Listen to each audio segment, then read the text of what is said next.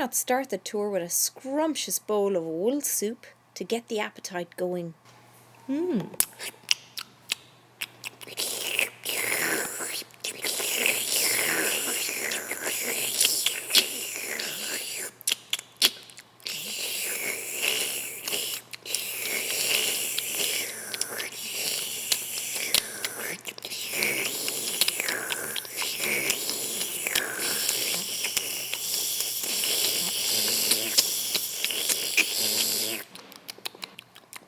Now finished your soup? Let's begin. Follow your map right along the red stables, down Chestnut Walk until you get to the lake and to the boathouse. Perhaps you would like to pause your iPod tour at this juncture. To resume the animated iPod tour, just press play again.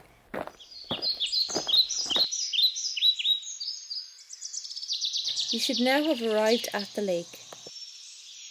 The lake is plagued with an infestation of piranha pufferfish, who seem to like to lob the heads off the local duck inhabitants. I will ask you to keep an eye out now for any ducks sticking their heads underneath the water.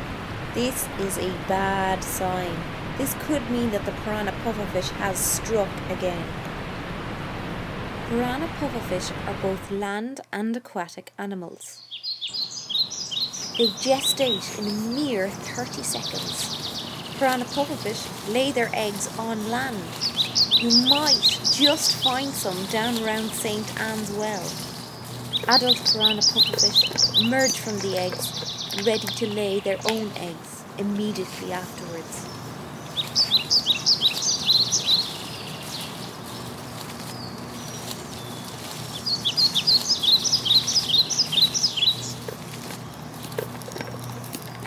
From the lake, walk up the back towards the site of the old formal garden and to what locals call the mound. Would you like to press pause?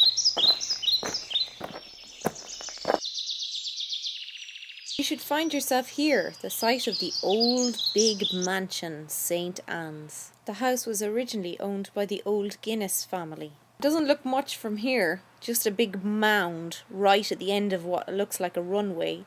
But what used to exist here was a grand manor house. In 1943, a fire broke out in the mansion and completely gutted it. The skeleton of the mansion lay idle for 25 years until in 1968, Dublin City Council decided to knock it.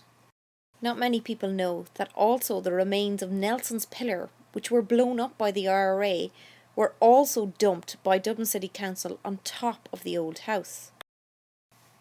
In the late summer afternoons, Nelson's Pillar reassembles itself, protrudes its way out of the mound and takes flight with the aid of flocks of starlings. It does a circumference mid-air of St. Anne's Park, goes and visits O'Connell Street, its former resting place, and returns right back to the mound.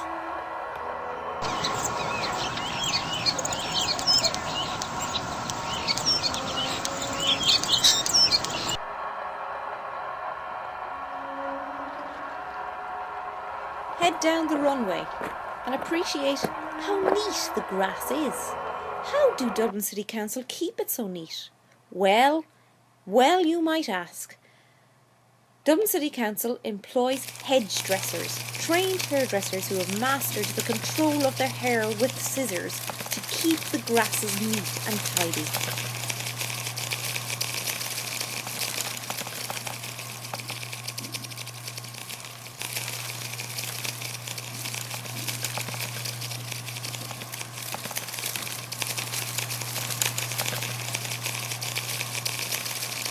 Let's mosey on from our hedge dressers now again as we head to see a new sport that's taking part in St. Anne's. Remote control hoover racing. This sport really has taken off here.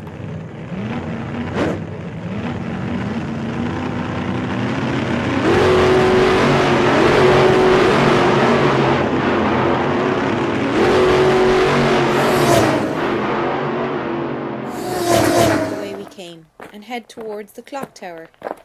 The clock tower is quite special. When the clock strikes, it controls the seeding and bedding plants of the entire grounds and gardens of St. Anne's. Heard of dandelion clocks? Well, When the clock tower strikes, it controls the underground mechanisms for dandelion clocks, releasing the seeds at particular timed moments. Just see for yourself from this specimen here.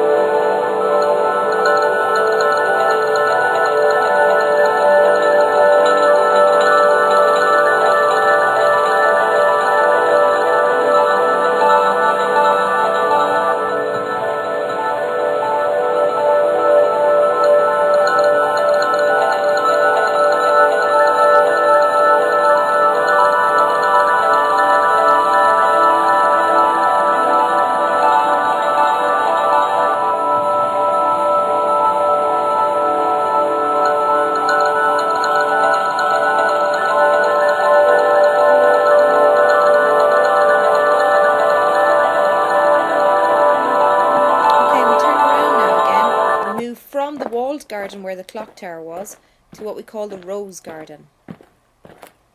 The rose garden was the pride and joy of Lady Ardilaun herself. The rose garden is actually shaped in the exact same print as Lady Ardilaun's thumbprint. If you look at the photograph that we have here from the air, you can see it looks exactly like a fingerprint. Now, Lady Ardilaun was just a teensy-weensy little bit possessive of her rose garden and had electricity installed beneath the rose bushes themselves. This was to act as a deterrent for the members of the public who wanted to go and take a few roses now and again.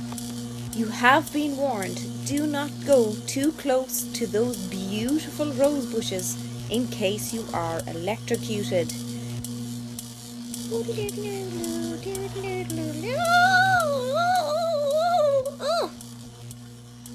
Now it's time for our tour to end.